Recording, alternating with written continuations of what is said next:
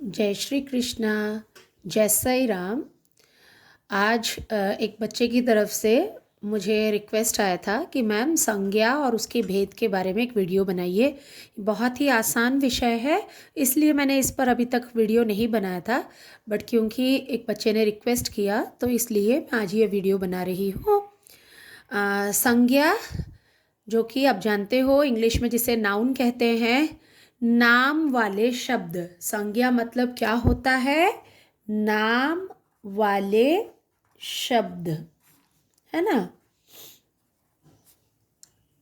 तो आप किसी भी अपने आसपास किसी भी चीज़ को आप नाम से ही बुलाते हो, चाहे वो आपका दोस्त हो, आपने कलम पकड़ी है, ये कॉपी है, किताब हो गया, मोबाइल हो गया, टीवी हो गया। आप अपने आसपास जो भी वस्तु देखते हो या किसी भी व्यक्ति को देखते हो, किसी भी जगह को देखते हो, जैसे आपका घर, स्कूल, दफ्तर, है ना, रेलवे स्टेशन, सभी का कोई ना कोई तो नाम होता है ना। वही नाम ही नाम वाले शब्द या संज्ञा हैं। देखो यहाँ लिखा गया है, किसी व्यक्ति, स्थान, वस्तु अथवा भाव सूचक शब्दों को संज्ञा कहते हैं। मतलब किसी व्यक्ति का नाम हो गया, किसी स्थान का नाम हो गया, किसी भी वस्तु का नाम हो गया, कलम ये एक वस्तु है, या फिर किसी भी भाव को दर्शाने वाले जो शब्द होते हैं। भाव मतलब तुम्हें कैसा लग रहा है। जिन चीज़ों को देखो, व्यक्ति, स्थान, वस्तु को तुम देख सकते हो, छू सकते हो, है ना, लेकिन भाव क्या है जो तुम महसूस करते हो। सुंदरता, किसी चीज़ में सुंदरता है या नहीं वो तुम सिर्फ महसूस कर सकते हो। जैसे कोई कविता, कितनी अच्छी कविता है, तो उस कविता की अच्छाई, अच्छी तो विशेषण हो गया, लेकिन अच्छाई है ना, तो वो है भाव, तो वो भाववाचक संज्ञा। तो मुख्य रूप से संज्ञा के 3 भेद हैं: व्यक्तिवाचक संज्ञा, जातिवाचक संज्ञा, भाववाचक संज्ञा। ठीक है। अभी व्यक्तिवाचक नाम से ही पता चल जाता है, किसी एक विशेष व्यक्ति, स्थान या वस्तु का जो नाम हो या वस्तु को जो बोध कराता है, उस संज्ञा को व्यक्तिवाचक संज्ञा कहते हैं। किसी एक विशेष पर्टिकुलर नेम जो बताता है ना, तो दैट इज योर, मतलब वही है तुम्हारा व्यक्तिवाचक संज्ञा। ठीक है।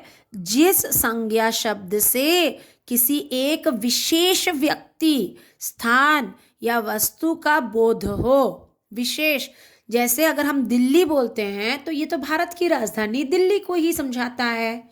भुवनेश्वर, उड़ीसा की राजधानी भुवनेश्वर है, वो एक ही जगह को दर्शाता है। गीता, जो हिंदुओं की एक पवित्र पुस्तक है या पवित्र ग्रंथ है, गीता। रामायण हिंदुओं का पवित्र ग्रंथ। नवीन पटनायक, उड़ीसा के मुख्यमंत्री। अब नवीन पटनायक जब मैं बोलूँगी तो आप एक ही इंसान के बारे में सोच सकते हो। वैसे आपकी कक्षा में भी कई सारे बच्चे होंगे जिनका नाम नवीन पटनायक हो सकता है, लेकिन यहाँ पर विशेष रूप से मैंने उड़ीसा के मुख्यमंत्री जी का नाम लिखा है। हिमालय, कई सारे पर्वत है, उसमें से हिमालय पर्वत। वैसे जब नदियों में कई सारी नदियाँ हैं, लेकिन गंगा नदी, तो वो विशेष नाम हो गया ना, तो वो हो गया व्यक्तिवाचक संज्ञा। वैसे ही सेकेंड हमारा जो भेद है, दूसरा भेद है जातिवाचक। जिस संज्ञा शब्द से किसी जाति का बोध हो, मतलब किसी एक, जैसे जब मैं बोलती हूँ नवीन पटनायक, तो आपको किसी एक मुख्यमंत्री, उड़ीसा के जो मुख्यमंत्री हैं वो हैं नवीन पटनायक। लेकिन जब मैं बोलती हूँ मुख्यमंत्री, तो वो तो किसी भी राज्य के हो सकते हैं। जब मैंने बोला हिमालय, तो वो किसी एक पर्वत का नाम है। लेकिन जब मैं पर्वत बोल देती हूँ तो उसमें तो विंध्याचल पर्वत भी आ जाता है, कंचनजुंगा भी आ जाता है, हिमालय भी आ जाता है ना।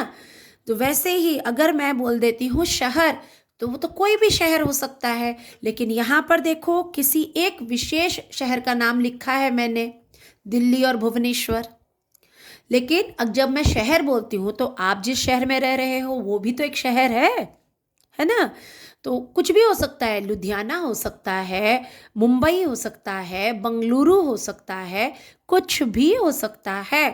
तो वो एक जाति को दर्शाता है। देखो मैंने लिखा है, जिस संज्ञा शब्द से किसी जाति का बोध हो, पूरा एक जाति को जो दर्शाता है वह है जातिवाचक संज्ञा। जैसे मैंने गाय कहा, गाय, तो गाय, यहाँ पर तुम अपने गाय का नाम अगर कुछ दे दोगे, सपोज तुमने अपने गाय का नाम गौरी दिया है, तो वहाँ पर गौरी व्यक्तिवाचक संज्ञा। लेकिन जब मैं बोलती हूँ गाय, तो वो तुम्हारे घर के आसपास जो गाय है वो भी गाय हम बोलेंगे। दिल्ली में रहने वाला वो जो जानवर जो दूध देता है वो भी गाय है ना।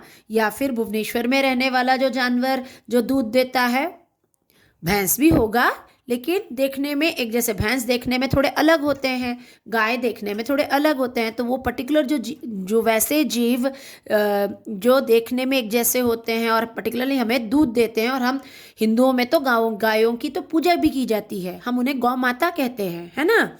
तो वो गाय। सिमिलरली घोड़ा, तो घोड़ा मतलब कोई भी जाति, वो एक जातिवाचक संज्ञा हो गया, कोई भी प्रजाति का घोड़ा हो सकता है।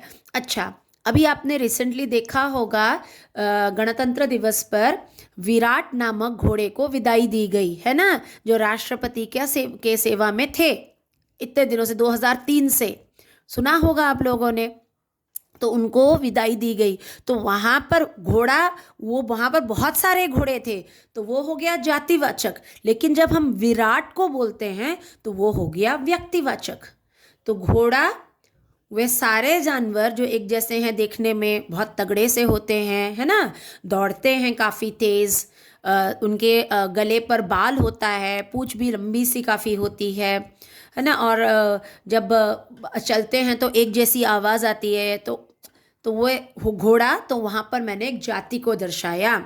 लेकिन जब मैंने विराट कहा, तो वो विराट कोहली नहीं, विराट कोहली तो एक बल्लेबाज है, लेकिन मैं घोड़े विराट की बात कर रही हूँ। आपने देखा होगा गणतंत्र दिवस पर हमारे प्रधानमंत्री, राष्ट्रपति और हमारे जो डिफेंस मिनिस्टर हैं, उन्होंने भी विराट घोड़े को बहुत सहलाया होगा, काफ़ी वायरल भी हो गया था वो वीडियो। तो वैसे ही शहर, नदी, जब मैं नदी की बात कर रही हूँ, यहाँ मैं किसी एक नदी के बारे में नहीं बोल रही हूँ।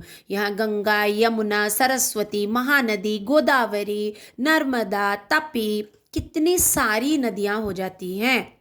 मैं तो भारत की नदियों की बात कर रही हूँ, भारत के बाहर की भी कई सारी नदियाँ हैं, वो सब भी आ जाती हैं नदी जातिवाचक संज्ञा के अंतर्गत। पर्वत के बारे में मैं पहले ही बता चुकी हूँ। यहाँ जब मैं पर्वत की बात कर रही हूँ, किसी एक विशेष पर्वत के बारे में नहीं बोल रही हूँ, ठीक है।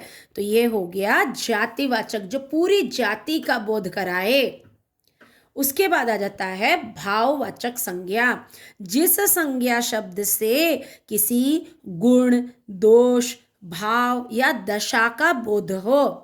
दशा मतलब जैसे तुम लोग अभी अपना बचपन एंजॉय कर रहे हो, है ना, तुम्हारा ये जो तुम्हारी जो दशा है अभी, वो बाल्यावस्था है कुछ बच्चों की, कुछ बच्चे अभी तरुण अवस्था में है, और कुछ बच्चे बचपन में है ना। तो ज़्यादातर बच्चे हो मतलब तुम में बचपना है या बचपन। सुंदरता, बुराई, ज्वर। अच्छा, ये जो मैंने अभी कहा, इसको समझाते वक्त कहा था, ज्वर को क्या तुम छू कर बोल सकते हो ज्वर है? अब तुम बोलोगे हाँ मैम, हम छू के बता सकते हैं कि ज्वर है। कैसे बता सकते हो? सिर्फ शरीर थोड़ा गर्म है तो वो ज्वर हो गया, ऐसा ज़रूरी नहीं है। कभी कभी हमें बुखार नहीं होता है, लेकिन क्योंकि हम आग के सामने बैठे होते हैं तो आग की गर्मी से हमारा बदन गर्म हो जाता है। और कभी कभी मेरा टेम्परेचर नॉर्मल है, लेकिन सपोज़ तुमने बर्फ़ पकड़ा हुआ है, और बर्फ़ छोड़ने के बाद अगर तुम मेरा शरीर पकड़ लेते हो तो तुम्हें लगेगा कि मुझे बुखार है, लेकिन ऐसा थोड़ी होता है। तो ज्वर, उसको सिर्फ हम महसूस कर सकते हैं। बुखार होने से आप अलग तरीके से ही महसूस करते हो, बदन टूटता है, बहुत ही अजीब सा लगता है, बहुत थकान लगती है ना, और सिर्फ हम थर्मोमीटर द्वारा ही उसको नाप सकते हैं। तो ज्वर, ये भी सिर्फ महसूस करने वाली जो चीज़ें हैं वो हो गया भाववाचक संज्ञा, ठीक है। तो मुख्य रूप से तीन ही भेद हैं संज्ञा के, व्यक्तिवाचक, जातिवाचक, भाववाचक।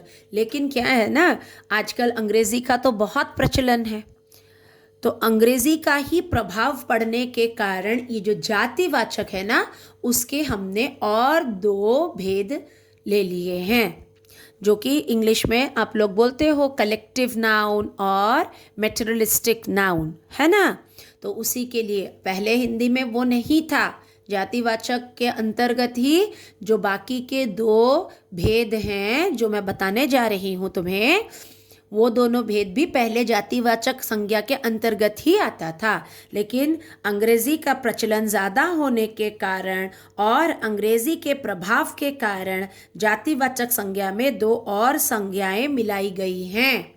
और वे दोनों संज्ञा क्या है जो मैंने बताया अंग्रेजी में, कलेक्टिव नाउन और मेटेरियलिस्टिक नाउन।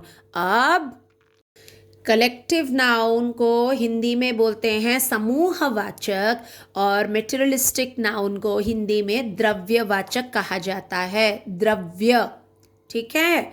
तो समूहवाचक पूरे समूह को जो दर्शाता है, collective noun, a class of students, an army of soldiers, a cluster of stars, यही तो बोलते हो, कॉन्स्टिलेशन ऑफ स्टार्स या क्लस्टर ऑफ स्टार्स, यही बोलते हो ना। तो वही कलेक्टिव नाउन हम हिंदी में समूहवाचक संज्ञा के बारे रूप में पढ़ेंगे। जिन संज्ञा शब्दों से किसी समूह का बोध हो, टोटल एक ग्रुप का बोध हो, जैसे गुच्छा, नाम से ही पता चल जाता है, जब मैं गुच्छा बोलती हूँ तो तुम्हारे दिमाग में तुरंत आता है चाबियों का गुच्छा, अंगूर का गुच्छा, फूलों का गुच्छा, है ना। भीड़, भीड़ मतलब किसकी भीड़, इंसानों की, बहुत सारे लोग जहाँ पर जमा हो जाते हैं। हम वहाँ पर 10 लोग खड़े थे, या जहाँ पर दुर्घटना घटी वहाँ काफ़ी लोग खड़े थे, ना कहकर हम एक ही शब्द का इस्तेमाल कर सकते हैं, जहाँ दुर्घटना घटी वहाँ लाखों की भीड़ जमी थी। भीड़ का मतलब ही समझ आ जाता है कि बहुत सारे लोग थे, है ना। सेना, जो सभी जवानों को मिलाने से बन जाता है सेना। सोल्जर्स, जवान मतलब सोल्जर्स। कक्षा, तुम्हारे क्लास में जो क्लास बोलते हो, क्लास ऑफ स्टूडेंट्स, जितने भी सारे बच्चे हैं उन सबको मिलाकर क्या बनता है, कक्षा। सभा, ठीक है। तो ये सब हो गया समूहवाचक। मंडली, झुंड, ठीक है, हिरणों का झुंड। भजन मंडली, तो मंडली, झुंड, ये सब समूहवाचक हैं। मैं लिख देती हूँ, मंडली, झुंड, ये सब समूहवाचक। अब हमारा अंतिम जो संज्ञा है जिसके बारे में हम पढ़ेंगे अभी, वो है द्रव्यवाचक। जिन संज्ञा शब्दों से किसी ठोस मतलब सॉलिड, या तरल पदार्थों मतलब लिक्विड, व अनाजों, सीरियल्स, जो ग्रेन्स, फूड ग्रेन्स, सीरियल्स या पल्सेस, कुछ भी हो सकता है, आदि का बोध हो, वे सब द्रव्यवाचक। जैसे सोना चांदी ठोस पदार्थ है, मेटल्स। पानी, दूध तरल पदार्थ है। गेहूँ, बाजरा अनाज है। तेल तरल पदार्थ है। अगर मैं मूंग बोलती हूँ तो मूंग एक टाइप का दाल है ना।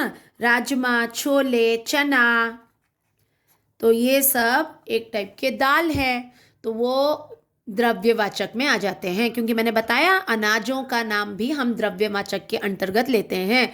वैसे तो ये सब भी जातिवाचक ही है, लेकिन अगर हम उसका सब कैटेगरीज करते हैं तो जातिवाचक के अंतर्गत ही उसके और दो भेद बन जाते हैं, समूहवाचक, द्रव्यवाचक।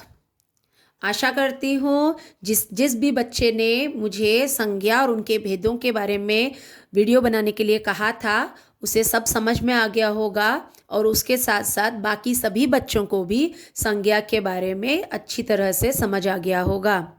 अगर वीडियो अच्छा लगा लाइक कर दीजिए, अपने दोस्तों के साथ ज़्यादा से ज़्यादा शेयर कीजिए। और अब तक सिर्फ मेरे वीडियोस देख रहे हैं, ना लाइक कर रहे हैं और ना ही सब्सक्राइब कर रहे हैं, तो दुख तो लगता है, क्योंकि इतनी मेहनत कर रही हूँ मैं, तो थोड़ा तो बनता है ना। आप वीडियो को ज़्यादा से ज़्यादा शेयर कीजिए। राधे राधे।